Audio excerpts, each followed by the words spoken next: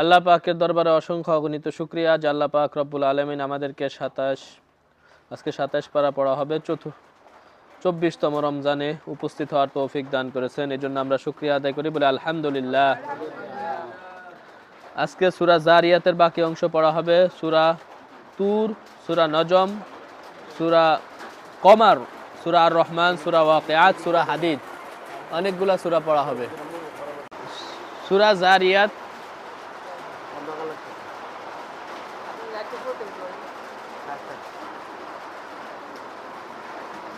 সূরা জারিয়াতের 55 নম্বর আয়াতে আছে ওয়াদাক্কির ফাইন্না যিকরা তানফাউল মুমিনিন। আপনি মুমিনদেরকে উপদেশ দেন, কেননা উপদেশ মুমিনদের কাজে আসে, উপকারে আসবে। ইন্নাল্লাহু হুয়ার রাজ্জাকু যুল কুওয়াতিল মাতিন, নিশ্চয় আল্লাহ তাআলা রিজিক দাতা, তিনি সমস্ত শক্তির অধিকারী। এরপরে সূরা তুর পড়া হবে। সূরা তুরের মধ্যে আছে ওয়াল্লাযীনা আমানু ওয়াত্তাবাআতহুম যুররিয়াতুহুম বিঈমানিন, যারা ঈমান এনেছে এবং সন্তানরাও ঈমানদার ছিল, তাদের ঈমানের কারণে জান্নাতের মধ্যে তাদেরকে একত্রিত করা হবে। আলহাকনা বিহিম যুররিয়াতাহুম ওয়ামা আলাতনাহুম মিন আমালিহিম মিন শাই, আল্লাহ তাআলা বলেন তাদের কোনো আমল আমি নষ্ট করব না। এরপরে জান্নাতীরা পরস্পর গল্প করবে জান্নাতের মধ্যে, ওয়া আকবালা বাযুহুম আলা বাযিন ইয়াতাসাআলুন, পরস্পর সামনাসামনি বসবে, বসে কথা বলবে। কি বলবে? ক্বালু ইন্না কুন্না ক্বাবলু ফি আহলিনা মুশফিকিন, জান্নাতীরা পরস্পর বলবে, ভাই দুনিয়াতে থাকতে খুব ভয়ের মধ্যে ছিলাম, যে জান্নাতে যাব না জাহান্নামে যাব, আমাদের ব্যাপারে কি ফয়সালা হবে এটা নিয়ে আমরা দুনিয়াতে খুব ভয়ের মধ্যে ছিলাম।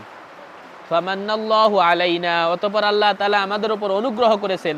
ওয়া ওয়াকানা আযাবাস সামুম, এবং যন্ত্রণাদায়ক আযাব থেকে আল্লাহ তাআলা আমাদেরকে রক্ষা করেছেন। এই গল্পগুলা জান্নাতের মধ্যে জান্নাতীরা করবে, যে দুনিয়াতে তো খুব টেনশনে ছিলাম।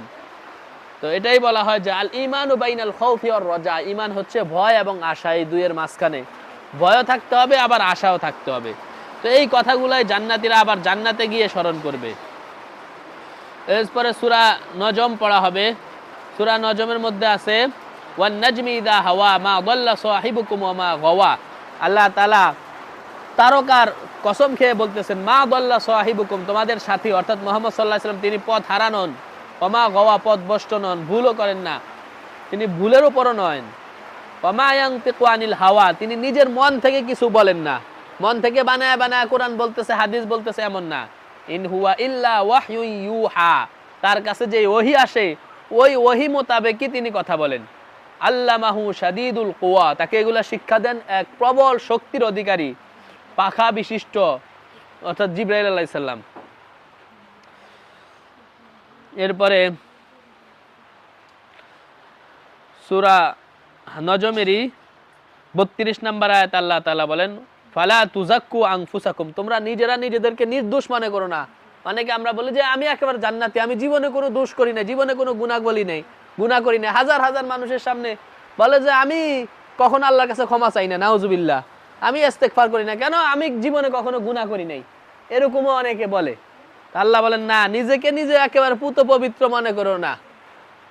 হুয়া আ'লামু বিমান ইত্তাকা, তোমাদের মধ্যে কে ভালো কে মন্দ এটা আল্লাহ ভালো জানেন, তুমি নিজেকে নিজে ভালো মনে করলেই হবে না। ওয়ালা আল্লাহ তাজির ওয়াজিরাতু উযরা উখরা, একজনের বোঝা আরেকজন বহন করবে না।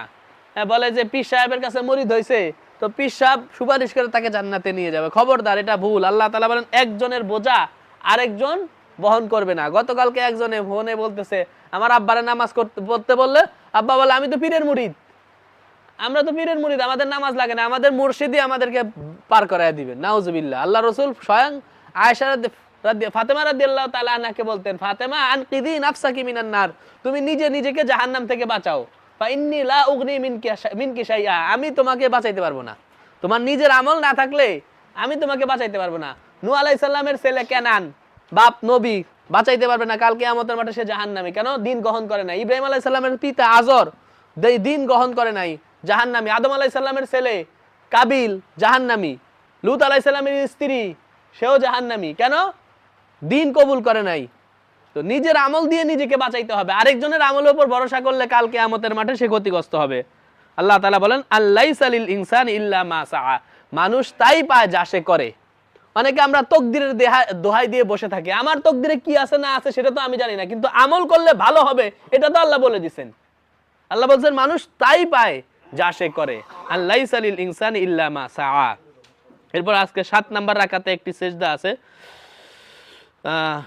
সূরা নজমের পরে আছে সূরা কমর। সূরা কমরের মধ্যে যে আল্লাহ তাআলা যে আল্লাহ রাসূলের হাতের ইশারায় যে চন্দ্র দ্বিখণ্ডিত হয়েছে সেই আলোচনা আছে। ইকতারাবাতিস সাআতু ওয়া শাক্কাল কমর, কিয়ামত নিকটবর্তী হয়ে গেছে এবং চন্দ্র বিদীর্ণ হয়ে গেছে। তো এটাও কিয়ামতের একটা আলামত ছিল যেটা আল্লাহ রাসূলের জীবন দশা হয়েছে। এরপর আল্লাহ তাআলা 41 নম্বর আয়াতে বলেন ওয়ালাকাদ ইয়াসসারনাল কুরআনা লিযিকরি ফাহাল মিন মুদ্দাকির, আমি কোরআনকে মানুষের জন্য সহজ করে দিয়েছি উপদেশ গ্রহণ করার জন্য। আসোকে উপদেশ গ্রহণ করবে, কোরআনের কথাগুলো একেবারে সাবলীল সহজ সরল। আল্লাহ তাআলা বলছে তোমরা কি উটকে দেখো না, তোমরা কি পাহাড়ের দিকে দেখো না, তোমরা কি আসমানের দিকে দেখো না যে কত সহজ। আল্লাহ তাআলা পারমাণবিক বোমার কথা বলেন নাই, তোমরা কি পারমাণবিক বোমা দেখো নাই যে একটা মারলে বছরের পর বছর এটার ক্ষতি মানুষ ভোগ করতে থাকে, এরকম কঠিন কিছু বলেন নাই।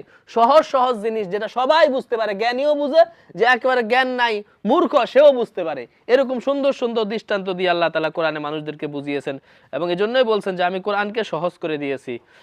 এরপর আল্লাহ তাআলা আজকে সূরা আর রহমান পড়া হবে। আর রহমান নাজিলের যখন আল্লাহ রাসূল বিসমিল্লাহির রহমানির রহিম বলতেন তখন আরবের লোকেরা আল্লাহ তাআলাকে চিনতো, আল্লাহ নামে চিনতো, রহমান নামে চিনতো না।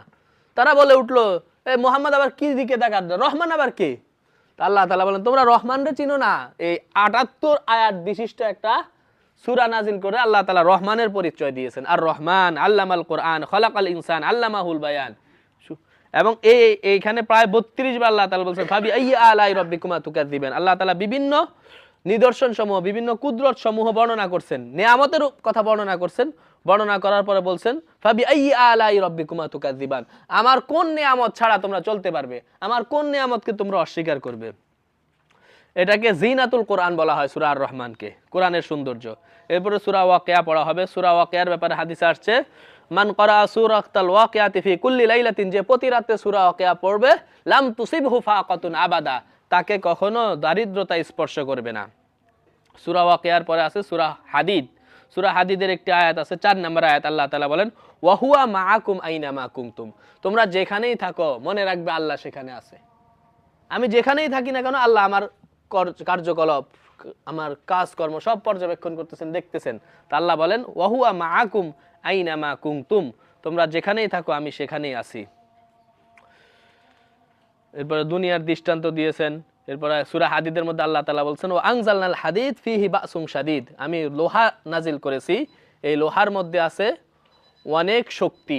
এই যে বর্তমান বিশ্বে যত যুদ্ধ হইতেছে এর মূল উপাদান হচ্ছে লোহা।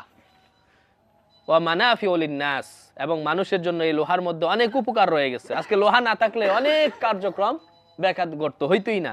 তো এইখান থেকে এই সূরার নামকরণ করা হয়েছে সূরাতুল হাদিদ। হাদিদ অর্থ লোহা। যাক, যে আলোচনা করা হলো আল্লাহ তাআলা আমাদেরকে সব তা বুঝার এবং সেই অনুযায়ী আমল করার তৌফিক দান করুন।